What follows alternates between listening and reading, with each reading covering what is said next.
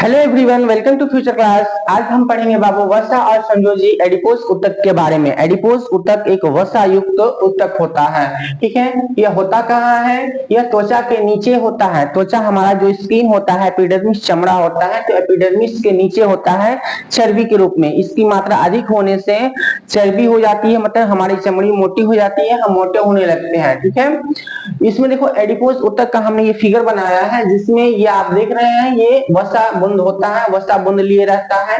इसमें फाइब्रोब्लास्ट भी होता है, केंद्रक होता है। केंद्रक जब होगा तो उसमें जीव द्रव्य भी होगा, बहुत सारी चीज होंगे। ठीक है, तंतु तंतु इसमें तंतु रेशेदार रूप में, रेशा के रूप में जो निकला रहता है उभरा हुआ, ये दिख रहे हैं रेशा, यह क्या है? तंतु है। ठीक है, ये जो आप गोल गोल देख रहे हैं, ये गोल, ये वसा, ये शून्य वसा कोशिका है, शून्य वसा कोशिका है। तो एडिपोज ऊतक का काम क्या होता है? एडिपोज ऊतक होता है वो भोजन को संग्रह करके, हमारे शरीर में भोजन को संग्रह करके रखता है, भोजन को संग्रह करता है। आवश्यकता पड़ने पर यह भोजन को हमारे शरीर में पहुंचाता है। जब शरीर को लगता है कि जब थक गया है, भोजन की आवश्यकता है, तब यहाँ भोजन की क्षतिपूर्ति को यह पूरा करता है। ठीक है, आवश्यकता के समय यूज करता है। ठीक है, बाहरी चोटों से यह रक्षा करता है। एडिपोज ऊतक बाहरी चोटों से हमारी रक्षा करता है। बाहरी चोट से मतलब बाहर से अगर कोई चोट लग जाए तो उससे यह रक्षा करता है। ठंड से शरीर की रक्षा करता है। एडिपोज ऊतक, वसा ऊतक ऐसा ऊतक है जो हमारे शरीर को ठंड से रक्षा करता है, ठंडक पहुंचाता है, ठंड से शरीर की रक्षा करता है। ठीक है, ठंडक पहुंचाता नहीं बल्कि ठंड से शरीर को रक्षा प्रदान करता है। यह ताप रोधक है, ताप रोधक होता है। अब देखिए, शरीर ठंड से शरीर की रक्षा करता है, इसका मतलब क्या हुआ? ठंड से शरीर की रक्षा करता है मतलब कि ठंडे प्रदेशों के जंतु के शरीर में यह ऊतक अधिक मात्रा में होता है। ठीक है, अधिक मात्रा में ठंड से शरीर की रक्षा करता है। तो जो ठंडे इलाकों में लोग रह रहे हैं, उनके शरीर में एडिपोज ऊतक की मात्रा अधिक होता है, जिससे उनको ठंड नहीं लगती है, ठंड से सुरक्षा प्रदान करता है शरीर को। ठीक है, तो ठंडे इलाकों में रहने वाले लोगों के शरीर में ये जो है एडिपोज ऊतक की मात्रा अधिक होती है। ठीक है, समझ में आया? ताप रोधक होता है, ताप रोधक होता है, ठंड से शरीर की रक्षा करता है, इसलिए ठंडे प्रदेशों में रहने वाले लोगों के शरीर में एडिपोज ऊतक अधिक मात्रा में होता है। अब देखिए, एडिपोज टिश्यूज, एडिपोज ऊतक अगर अधिक हो जाए, एडिपोज ऊतक की मात्रा हमारे शरीर में जब अधिक हो जाता है तो हमारा शरीर मोटा हो जाता है, शरीर मोटा होना शुरू हो जाता है। ठीक है, मोटा होने लगता है एडिपोज ऊतक, एडिपोज टिश्यूज के अधिक होने से। तो हमने एडिपोज ऊतक के बारे में देखा है कि एडिपोज ऊतक करता क्या है, कहाँ होता है, इससे इसका प्रभाव देखा हमने कि अधिक होने से शरीर मोटा होता है, ठंड से शरीर की रक्षा करता है। एडिपोज ऊतक ताप रोधक होता है और ठंड से शरीर की रक्षा करता है, इसलिए ठंडे इलाकों में रहने वाले लोगों के शरीर में एडिपोज ऊतक अधिक होता है, ताकि उनको ठंड कम लगता है। ठीक है, बाहरी चोटों से भी रक्षा करता है। उसके बाद से आता है तंतुमय ऊतक। उसके बाद से हम पढ़ते हैं तंतुमय ऊतक, यानी कि व्हाइट फाइब्रस टिश्यूज। यह क्या होता है? श्वेत तंतुमय ऊतक। यह समानांतर होता है, यह समानांतर रूप में स्थित होता है, समानांतर होता है, संघन तंतु है। यह संघन तंतु है, इसमें मैट्रिक्स की मात्रा जो है कम होता है, मैट्रिक्स कम होता है।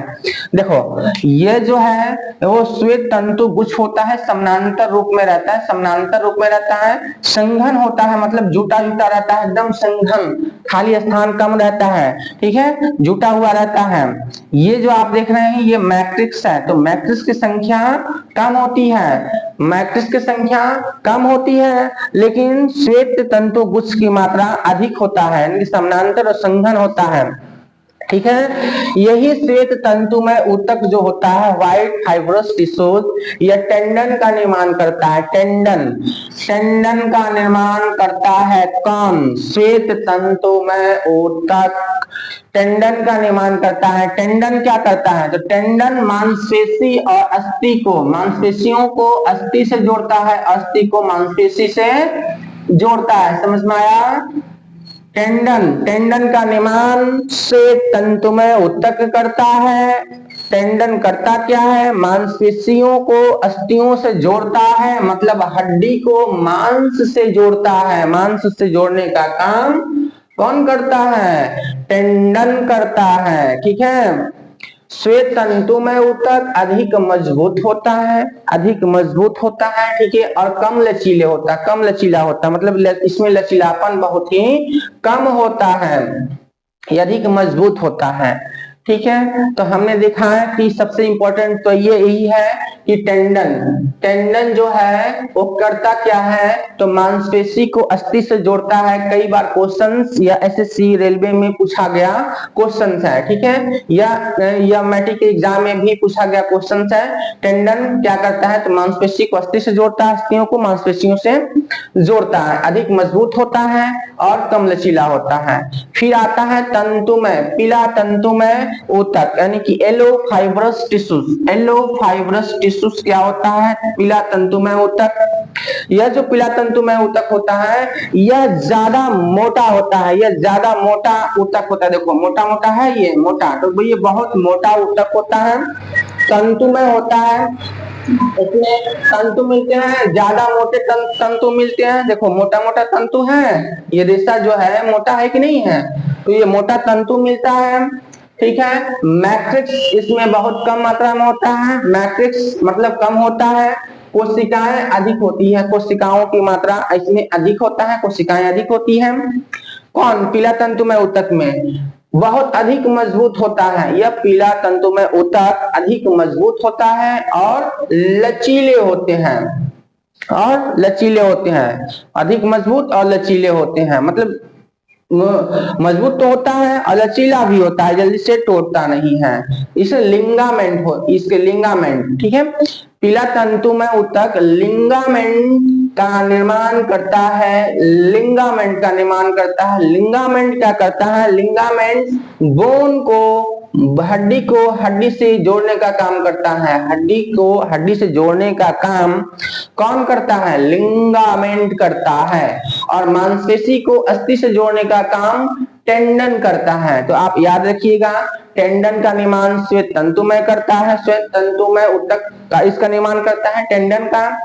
और लिंगामेंट का निर्माण पीला तंतुमय ऊतक एलोफाइब्रस टिश्यूज करता है, जो बोन को बोन से जोड़ने का काम करता है, हड्डी को हड्डी से जोड़ने का काम लिंगामेंट करता है। मैं बार बार बोल रहा हूँ, बार बार बता रहा हूँ, मतलब ये लिंगामेंट बहुत इंपॉर्टेंट है और टेंडन बहुत इंपॉर्टेंट है, पूछा जाता है एग्जाम में।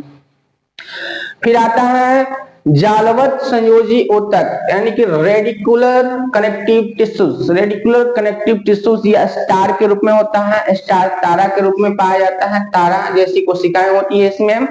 यह कहाँ कहाँ मिलता है? तो यह प्लीहा में मिलेगा आपको, प्लीहा में मिलेगा। ठीक है। स्प्लीन में मिलेगा, लीवर में मिलेगा, यकृत में मिलेगा और बोन मैरो में मिलेगा, अस्थि मज्जा में मिलेगा। बोन मैरो का को बोलते हैं अस्थि मज्जा। ठीक है। हिंदी में अस्थि मज्जा। तो अस्थि मज्जा बोन मैरो में मिलेगा, लीवर में मिलेगा, यकृत में मिलेगा, स्प्लीन में प्लीहा में मिलेगा, स्प्लीन में मिलेगा। ठीक है। और ये होता कैसा है? तो देखिए आप ये फिगर आप देख रहे हैं, इसी टाइप का जो है वो जलावत संयोजी ऊतक होता है, जल में तैरने वाला ऊतक जिसको बोलते हैं। इसमें भी केंद्रक होता है। ठीक है। प्रोटोप्लाज्मीय प्रवर्धन है। देखिए प्रोटोप्लाज्मीय प्रवर्धन मतलब विकास हो रहा है इसका। ठीक है। यह जलावत कोशिका होता है, जल में मिलने वाला कोशिका, जल में तैरने वाला कोशिका होता है। कौन? जलावत संयोजी ऊतक। तो हमने वसा ऊतक देखा, एडिपोज ऊतक देखा, श्वेत तंतुमय ऊतक देखा। हमने ये भी देखा कि वसा युक्त ऊतक कौन सा होता है? एडिपोज ऊतक को हम वसा युक्त ऊतक बोलते हैं। ठीक है। श्वेत तंतुमय ऊतक क्या होता है? श्वेत तंतुमय ऊतक टेंडन का निर्माण करता है, जो मांसपेशी को अस्थियों से जोड़ता है, अधिक मजबूत और कम लचीला होता है। जो पीलामय तंतु में होता है एलो फाइब्रस टिश्यूज, ये ज्यादा मोटा होता है, तंतु मिलते हैं जो ज्यादा मोटे तंतु मिलते हैं इसमें, मैट्रिक्स कम होता है, अधिक मजबूत होता है और लचीला होता है। तो पीला तंतु में लिगामेंट का निर्माण करता है बाबू, पीला तंतु में लिगामेंट का निर्माण करता है जो हड्डी को हड्डी से जोड़ने का काम करता है। तो हमने सारे ऊतक लगभग समझ लिए हैं। अगर ये समझ में आया बाबू तो लाइक और फॉलो जरूर करें। Thank you all of you.